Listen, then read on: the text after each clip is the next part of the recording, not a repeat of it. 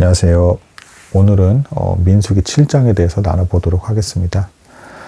민수기 5장이 심각한 범죄를 저지른 사람에 대한 저주의 말씀이 주어졌다면, 민수기 6장은 하나님에 대해서 너무도 열심히 섬기는 나실인에 대한 율법이 주어진 것입니다.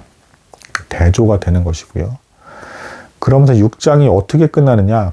여호와께서는 그 얼굴을 내게 비추사 이제 평강 주시기를 원하고 은혜 주시기를 원한다 라는 축복의 말씀으로 6장이 끝납니다.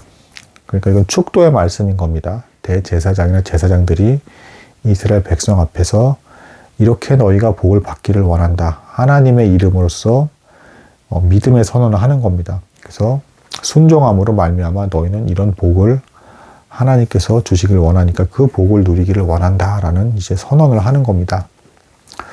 자, 거기에 대해서 마치 화답을 하는 것처럼 나오는 장이 7장입니다. 이 7장은 이스라엘 백성들이 이제 각 지파별로 지휘관을 대표해서 하나님께 드리는 것이 나옵니다.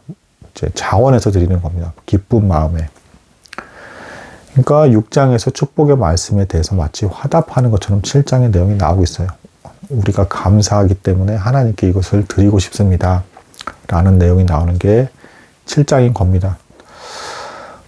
그런데 사실은 정확히 말씀을 드리면 이제 본문은 이렇게 순서가 구성되어 있는데 이게 시간 순서대로 된 것은 아닙니다.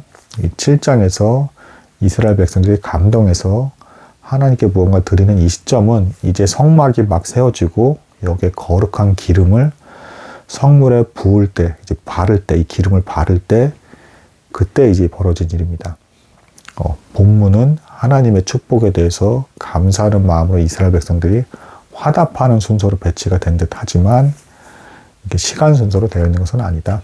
이 7장은 좀 더 이제 이 말씀이 주어지기 전, 그러니까 이제 하나님의 축복의 말씀이 주어지기 전, 성막이 막 세워지고 성물에 기름이 이제 발라지는 그 시점에 이제 주어진 것으로 보여진다라는 것입니다.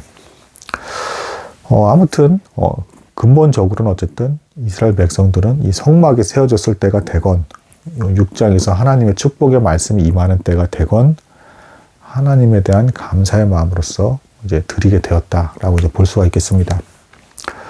7장의 이제 특징을 좀 살펴보게 되면 이제 좀 이런 게 있습니다. 12지파가 이제 그 지휘관 별로 해서 지휘관 2명당 한 수레를 이제 하나님께 드렸고, 그 수레 안에는 이제 금이나 은 대접 같은 것이 들어 있었습니다. 이제 그 레위인들이 제사용품으로 쓰기에 필요한 것들이 들어 있었던 거예요. 그리고 송아지가 지휘관마다 한 마리씩 들어졌습니다. 그러니까 수레가 6개, 12지파니까 수레가 6개, 그리고 이제 소가 이제 12마리 이렇게 들어졌다라고 이제 볼 수가 있겠습니다. 이것을 받은 이제 레위인은 이제 이게 어떻게 이제 분배를 했는지까지도 나옵니다. 레위인은 대표적인 가문이 3가문으로 이제 이루어져 있다라고 제가 말씀을 드렸죠. 게르솜, 그 다음에 무라리, 고핫. 게르솜 가문은 기본적으로 이제 그 하나님의 성막 중에서 가벼운 걸 드는 이제 그런 가문이었습니다. 천과 휘전과 관련된 걸 들고 다니는 이제 가문이었어요.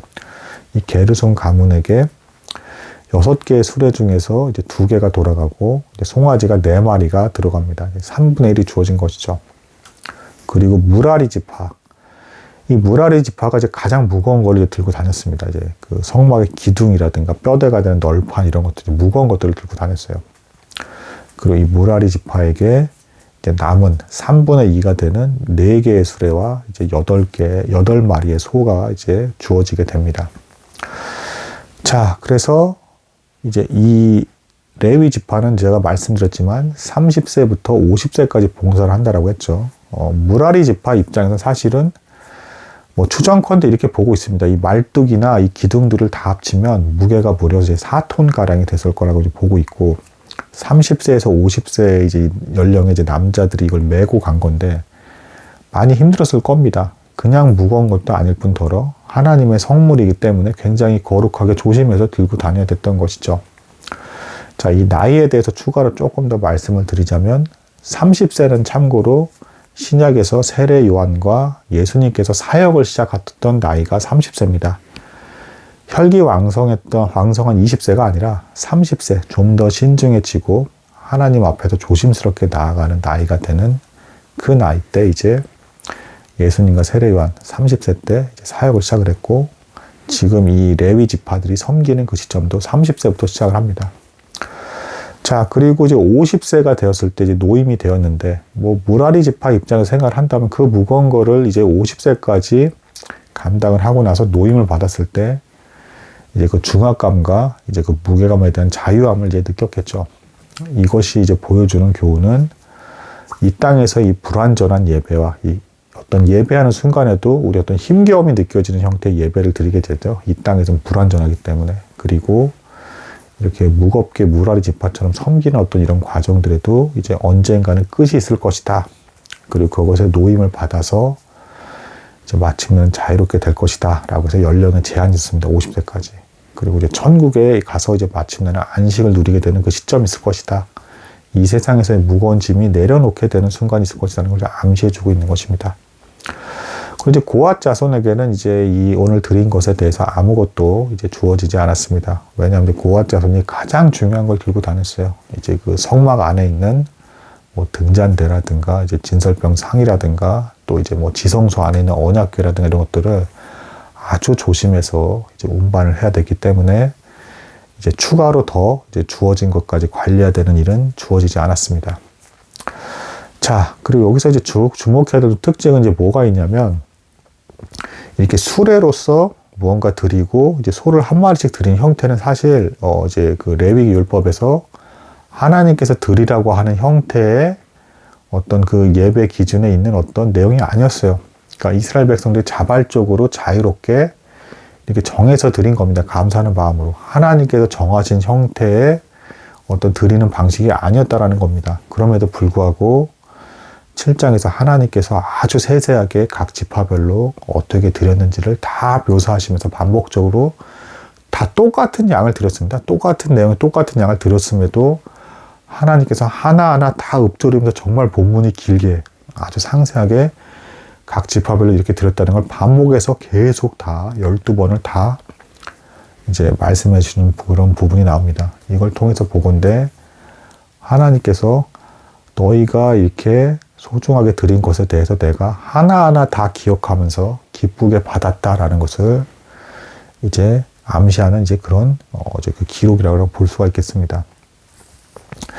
자, 그리고 또한 여기서 특징이 있는데, 이 드려지는 이 것에 대해서 이렇게 기쁜 마음으로 감사의 제사를 드렸음에도 불구하고 속죄제와 화목제를 동반해서 드렸습니다. 이것은 뭐냐면, 아무리 우리가 이렇게 성심성의껏 너무 감동하고 감사해서 하나님께서 자원해서 드리는 것이라 할지라도 이것은 하나님 앞에 완벽할 수 없기 때문에 속죄제와 화목제가 함께해야 된다. 그리고 우리가 이렇게 기쁜 마음으로 드리는 것조차도 하나님께서 은혜로 받아주시는 것이지 우리의 공로 때문에 받아들여지는 것은 아니다라는 것을 보여주는 것입니다. 그러니까 우리가 아무리 거룩한 마음으로 하나님께 드려도 하나님 앞에서는 무언가 부족한 것입니다. 그럼에도 이렇게 마치 어린 자식이 부족하게 드린 것에 대해서 기쁘게 받는 부모의 어떤 그 모습처럼 하나님께서 아주 긴 장문의 내용으로 걸쳐서 이스라엘 백성이 이렇게 나에게 줬다라는 것을 마치 자랑하듯이 계속 반복적으로 나오고 있는 내용이 7장이 되겠습니다. 또한 각 지파별로 드린 것도 다 똑같아요. 아예 다 똑같은데 12번이 반복돼서 쭉 나온 겁니다. 각 지파별로 이름만 바뀌면서. 그리고 다 똑같은 내용을 드렸다라는 것은 각 지파별로 하나님께서 예언의 말씀을 따라 이제 복을 누리는 분복이 달랐음에도 불구하고 결론적으로는 그 마음을 똑같이 다 받으신다. 더 번성한 지파가 있었고 조금 덜 번성하게 된 지파가 있었습니다. 그럼에도 드린 것은 다 똑같았습니다. 그리고 그걸 받으신 하나님은 다 똑같게 받았다. 너희의 마음에 대해서 차별 없이 내가 다 예배를 받는다.